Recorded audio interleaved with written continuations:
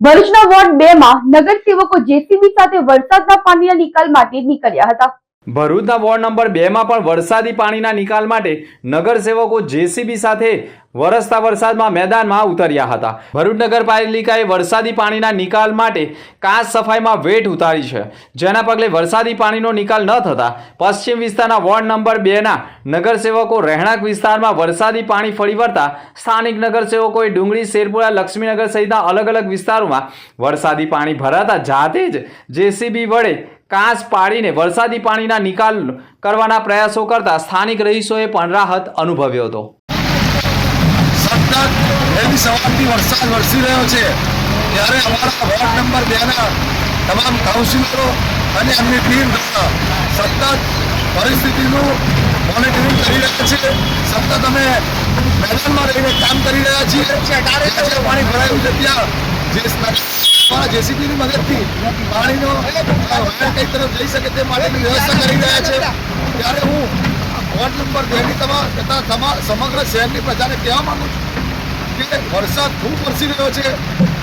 અત્યંત જરૂરી કામ હોય તો જ ઘરના બહાર નીકળજો। ખુલ્લી ગટર હોય, જ્યાં પાણી વધારે ભરાયું હોય, વીજ થાંભલા હોય, એનાથી દૂર રહેજો અને સાવચેતી રાખજો। અને જ્યાં લોકોને મદદરૂપ થવું હોય ત્યાં મદદરૂપ થાવ, એ મારે સૌ ભરૂચવાસીઓને અપીલ હોય છે।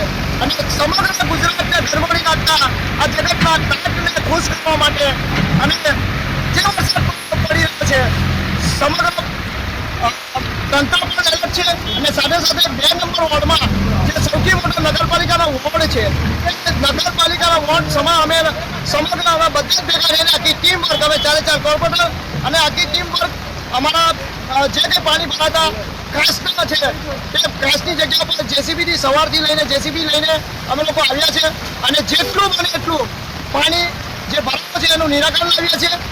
સોસાયટીઓમાં પાણી ભરાય છે અને જે મુખ્ય રસ્તાઓ છે, બહુ મોટી કાંસો છે, એને લઈને પાણી ભરાય છે। અને આજે સવારના લગભગ અમે 7 વાગ્યાથી લઈને સતત અત્યારે મોનિટરિંગ ચાલુ છે। વરસાદ પણ વરસી રહ્યો છે, પણ આપણા માધ્યમથી કહેવા માંગીશ હજુ પણ કે 2 નંબર વોર્ડની અમારી જનતાને કંઈ જરૂર હોય તો અમારા ટેલિફોનિક પર અમને ધ્યાન દોરજો।